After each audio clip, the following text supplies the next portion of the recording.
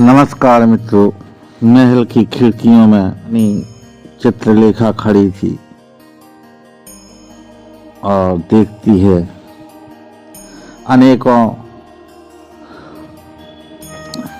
पालकियां, कई सवार हाथी घोड़े ऊंट पर चले जा रहे हैं एक दिशा की ओर। तब वो अपनी एक सखी से पूछती है, सखी ऐसा कौन सा पर्व आ गया, ऐसा कौन सा त्योहार है जहां ये सब लोग जा रहे हैं। तो दासी उत्तर देती है कि महारानी, ये पुष्कर मेला चल रहा है और उसी पुष्कर मेले में जा रही हैं। तब उसके मन में एक इच्छा जागृत होती है कि मैं भी पुष्कर मेले में जाऊंगी। तो वो अपनी सासू माँ से कहती है कि माता जी, अगर आपका आदेश हो जाए तो मैं भी पुष्कर मेला देखने जाना चाहती हूँ। कहते हैं वहाँ पर स्नान का बड़ा पुण्य होता है। तो उसकी सास यानी कि मछला कहती है, बेटा वहाँ पर बहुत भीड़ होती है और हमारा बावनगढ़ में बैर है, मत जाओ। क्योंकि एक बार वो भी तो गंगा स्नान करने जा चुकी थी बिठूर के मेला में, तो उसको अंदाजा था कि इन मेलों में क्या हो सकता है। तो उसने उसको मना किया। तो उसने अपनी कटार हाथ में ले ली और बोली, अगर माता आपने मुझको आदेश नहीं दिया तो मैं ये कटार मारकर आत्महत्या कर लूंगी। तब मछला ने कहा, ठहरो, मैं तुम्हारे ससुर को बुलाती हूँ और वो तुमको मेला ले जाने की कोई न कोई व्यवस्था कर देंगे।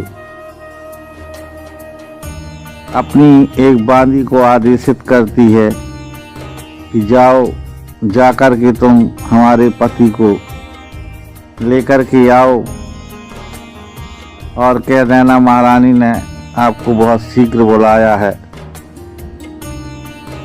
तो बांदी पहुंचती है आम खास में, जहां पर आला अपने राज दरबार के कार्यों में व्यस्त हैं।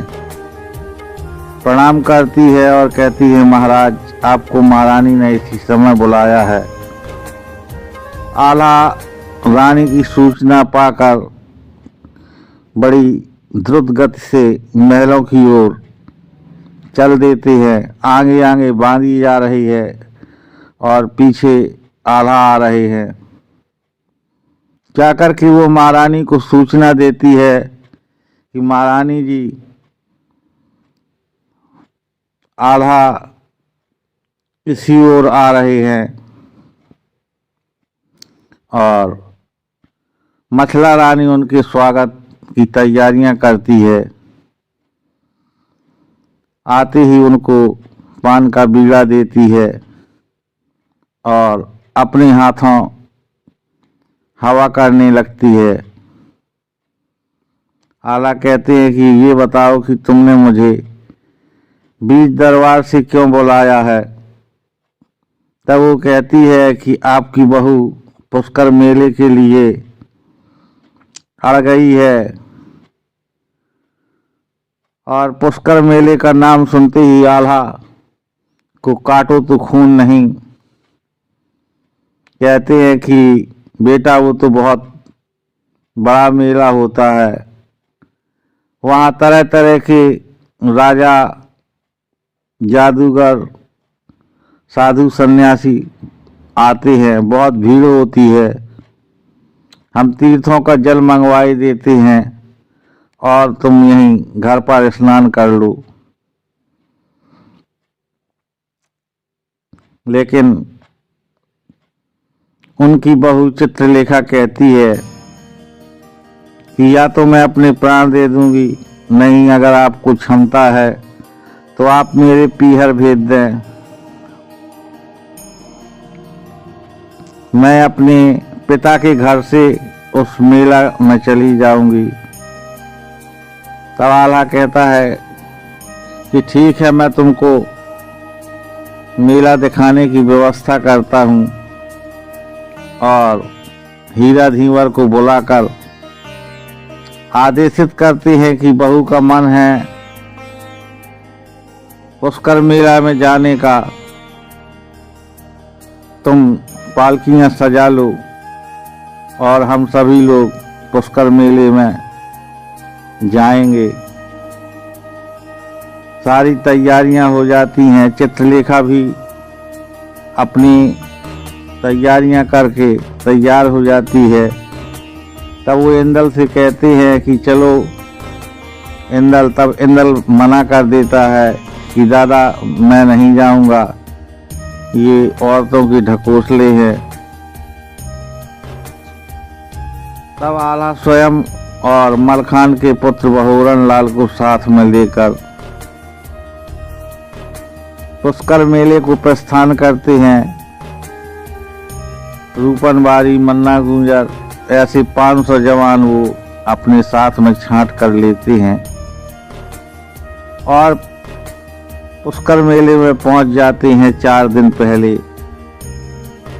जिस दिन पर्व काल था तो अपने पंडित से वो पूछते हैं मुहूर्त कि कितने समय हमें स्नान करना चाहिए। तब वो मुहूर्त देख करके बताते हैं कि महाराज इस समय आपके ग्रह विपरीत हैं और अगर आप 3 घड़ी तक रुक सकें तो बहुत अच्छी बात है। यानी कि प्रातः काल आप स्नान करने न जाएं, दूसरे टाइम यानी कि सायंकाल के समय आप गंगा स्नान कर सकते हैं। तो वहाँ मलखान का पुत्र बहोरन कहता है कैसी बातें करते हो पंडित, हम किसी शादी में थोड़ी जा रहे हैं कि हमको शुभ अशुभ का विचार करना है। हमें तो तीर्थ में स्नान करना है और शुभ काम में कैसा मुहूर्त। इतना कहकर के बहोरन अपनी तैयारियां करने लगता है। आल्हा बहोरन की जिद को देखकर समझ जाते हैं कि ये भी अपने पिता की तरह हठी है। कहते हैं ठीक है, तुम अपनी भावच को ले जाओ, लेकिन बेटा बहुत सतर्क रहना, क्योंकि यहाँ पर बहुत बड़े बड़े राजा एकत्रित होते हैं। बहोरन कहता है आप दादा चिंता न करें, जब मेरे प्राण चले जाएंगे तब भाभी को कुछ होगा। इस प्रकार से बहोरन पहुंच जाते हैं स्नान के लिए उस पवित्र घाट में, जो स्त्रियों का घाट था। वहां पर चित्रलेखा स्नान करने लगती हैं और बहोरन, रूपन ये सभी पहरेदारी पर नियुक्त हो जाते हैं। जैसे ही राजकुमारी स्नान करके दान आदि करके फिर मुक्त होती हैं, वैसे ही धाराजीत की नज़र उन पर पड़ जाती है। तो धाराजीत को भगवान शंकर का वरदान था कि वो काठ के घोड़े और मनुष्य बना सकता था।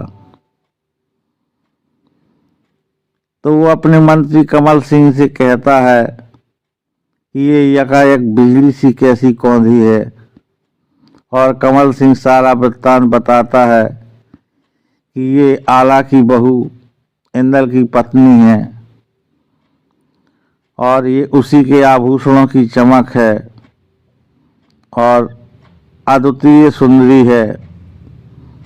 तब जो धाराजीत है वो उसकी सुंदरता को देख करके मोहित हो जाता है और उसको यही लगता है कि मैं कब इसे प्राप्त कर लूं।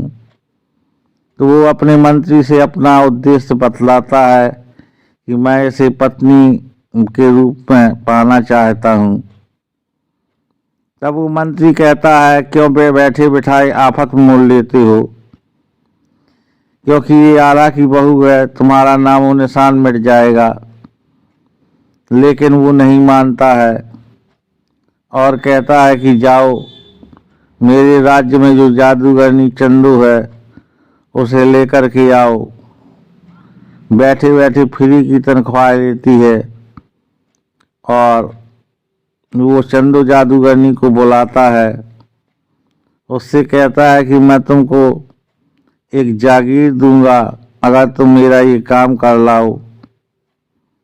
तब वो अपने दोनों ओर संकट देख करके अपने राजा की बात का पालन करने के लिए जाती है। वो हीरों की व्यापारी बन जाती है और इधर राजकुमारी चित्रलेखा जैसे ही स्नान से निवृत्त होती हैं, वो घाट के पास में अपनी नाव लगाती है और कहती है, आज सुबह से अभी बोहनी नहीं हुई है, आप बहुत भले घर की लगती हैं, आप जरूर मेरे बेशकीमती जेवर खरीद सकती हैं।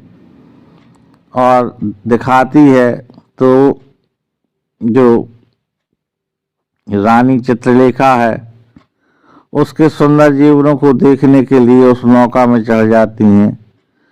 उसी समय वो अपनी जादू के प्रभाव से सारे पहरेदारों को मुग्ध कर देती है। किसी को तन बदन की सुध नहीं रहती और इसी बीच वो अपनी नाव को आगे बढ़ा देती है। और जब नाव आगे बढ़ते देखती है चित्रलेखा तो कहती है, ये तुम मेरे साथ ठीक नहीं किया और मुझे जहाँ का तहाँ कर दो, नहीं तो तुम्हारी खैरियत नहीं रहेगी। लेकिन जादूगरनी उसकी बातों को नहीं सुनती और अपने वीरों को आदेश देती है कि जाओ, जाकर के इसको धाराजीत के पास ले जाओ।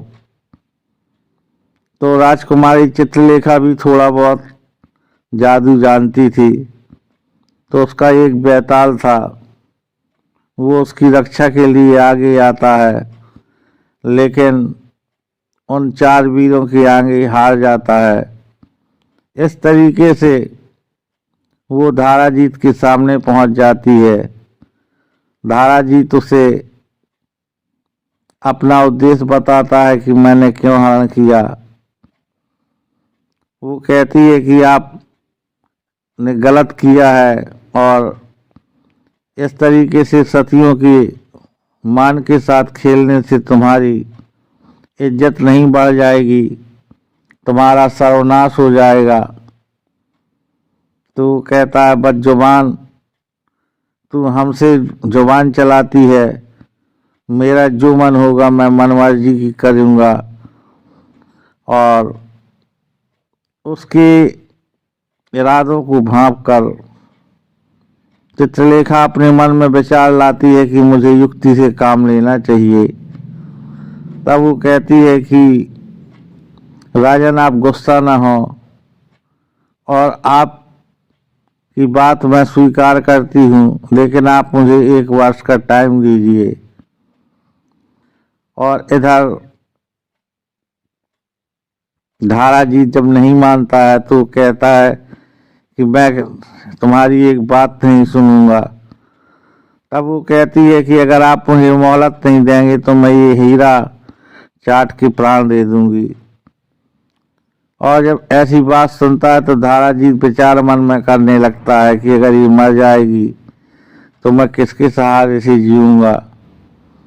और वो उसको 1 वर्ष का समय दे देता है। इस प्रकार से वो अपना अस्तित्व बचाती है और ले जाता है धाराजीत उसे अपने महल में। अपनी बेटी से कहता है कि ये तुम्हारी नई माँ है और तुम इसके खान पीन का ध्यान रखना। तो लड़की कहती है, मौसी चिंता ना करो, कोई कष्ट ना होगा। चित्रलेखा उसकी ओर आग्नेय दृष्टि से देखती हैं, लेकिन वो एक बच्चलन राजा की पुत्री थी। वो उससे पुनः मजाक करती हुई कहती है कि मौसी तुम बुरा ना मानो, तुम्हें मेरे पिता लाए हैं तो तुम मेरी मौसी ही हुई। तब वो कहती है कि तू चिंता न कर, मैं तेरी एक दिन शादी अपनी देवर से करवाऊंगी। और इस प्रकार से वो वहाँ बंदनी हो जाती हैं। फिर आगे क्या हुआ मैं आपको शेष अगले भाग में बतलाऊंगा। तो मित्रों, कैसी लगी आज की स्टोरी आप लोग जरूर बताइएगा। सभी को नमस्कार।